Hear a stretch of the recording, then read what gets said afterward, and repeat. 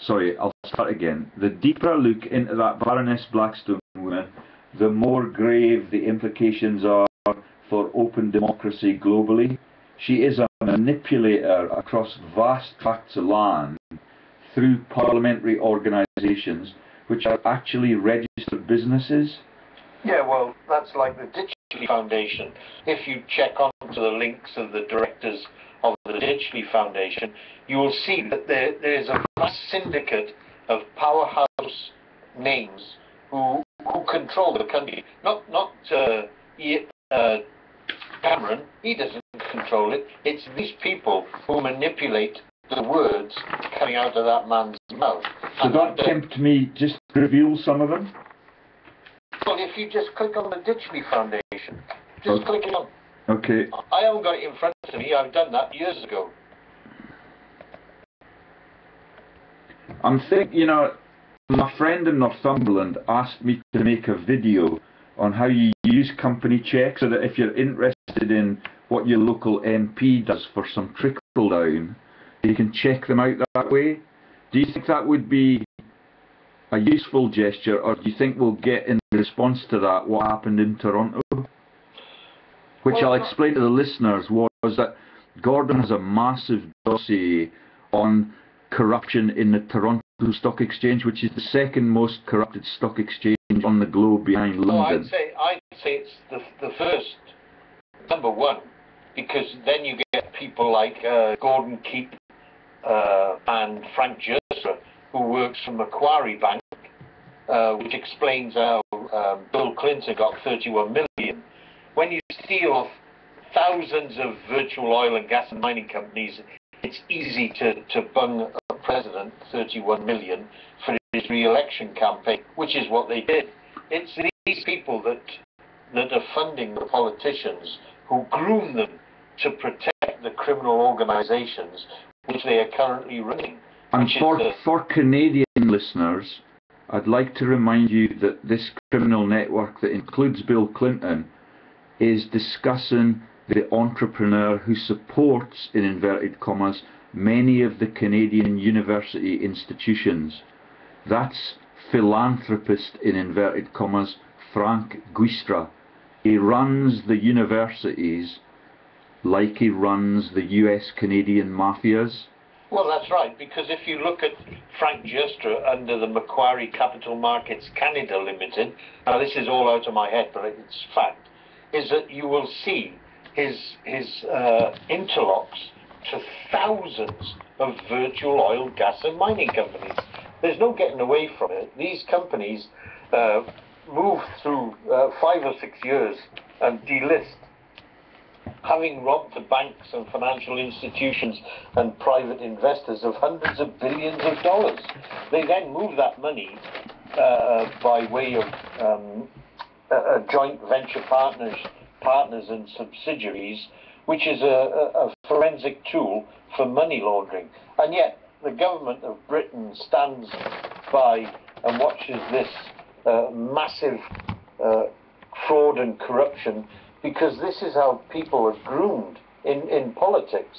Once they've got dirt on one or another, these people are then used to manipulate the greater criminal syndicate. Sorry, Gordon, I'm now into that. What was the company I have to look up for Baroness Blackstone's linkages in the... That's Ditchley Foundation. The Ditchley Foundation. Okay. You can just see the powerhouse of names within that. And that is a UK institution? Yeah, it's a UK institution. Because I've found that, you know, the Baroness, who's rejected me for a couple of jobs at a couple of universities in the south of England, that now use the Admiralty buildings in Greenwich as their hub, that she's involved in the manipulation of geopolitical issues in Eastern Europe and with the French across the ditch. So I'm going into the Ditchley Foundation now, and let me just read out some of the directors that you're telling me are household names, I think. Oh, very household. Baron Hennessy, Baroness Williams, oh yeah, one of Britain's longest standing political thieves. Yeah. Mary Hamilton's from the elite dynasty. Oh, Lord George Robertson of NATO and the paedophilia issues at Dunblane. There you go. There you go. Yeah. Joseph Edward Johnson MP, Bronwyn Maddox, Sarah Louise Grant, Sir Crispin Charles Cervantes Tickle. It's like a little tour through P.G. Woodhouse's actors and actresses in his World War II jokes. Oh, Right Honourable Dame Tessa Jowell. There you go. Admiral Sir James Henry Fuller Eberle. Can I just stop you there? Tessa Jowell's husband, David Mackenzie Donald Mills, was indicted by the Italian courts for money laundering operations set up for Silvero Berlusconi and the mafia. And yet our government did no investigation or inquiry into those corporate cases which launched them. As I've said to you, they come out of the Jewish section of London, which is 790 Finchley Road, and over 20 interlocking boiler rooms associated with it. You're talking about a criminal syndicate of people who manipulate politicians to do their work, not the work for this country, but to line the pockets of these grandees who control the politicians. And Lord Frederick Edward Robin Butler of Brockwell, is that one of the big war crimes inquest chairs? It's probably, I said that... I don't believe that is Rab Butler of civil service fame with the six-figure salaries and the six-figure pensions, but I do believe that the other Butler was also involved as an inquest chair, and we know all about how those inquests are conducted under University of Warwick rules, which is that someone in the cross-party political movement reads out what the outcome of the inquest is deemed to be, and then they're obligated to adhere to that script. That was the Arms to Iraq scandal, was conducted that way.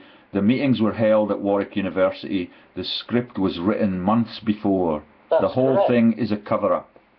Well, that's right, because what they're trying to do is that they know if an independent inquiry by independent experts, not somebody from the House of Lords who is not an expert, but somebody that's an expert in avionics perhaps, and if they'd have let Dr. David Kelly live, he would have brought the government down.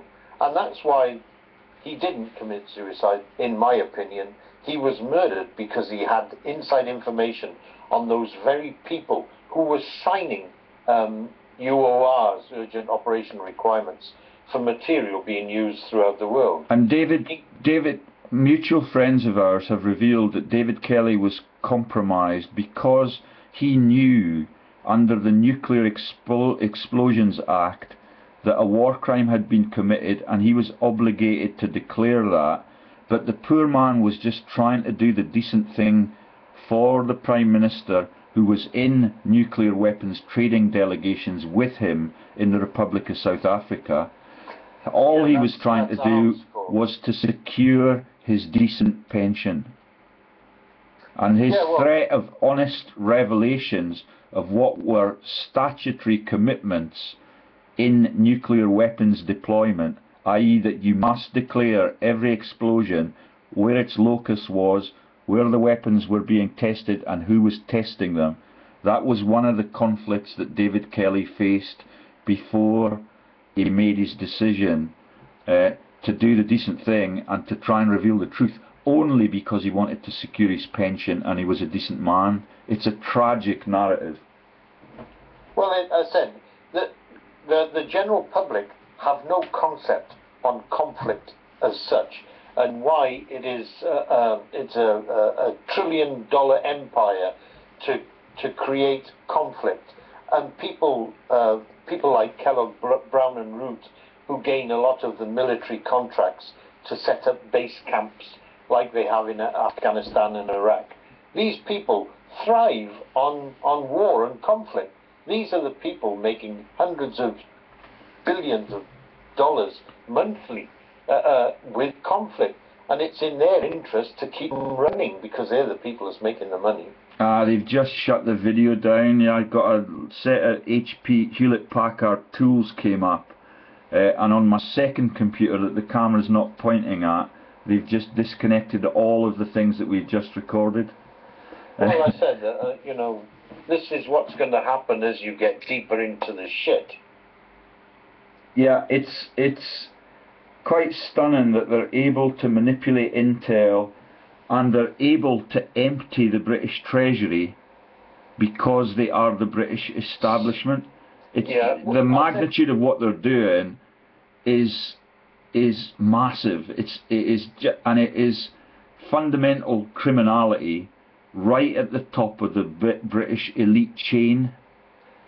Well, but there's no point in us saying that anymore because I've just got the message, something went wrong, try to reconnect.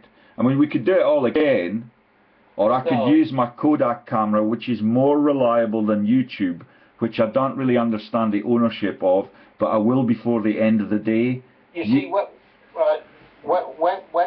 when I told you, remember you asked me about the Skype network and what you put in your article, what I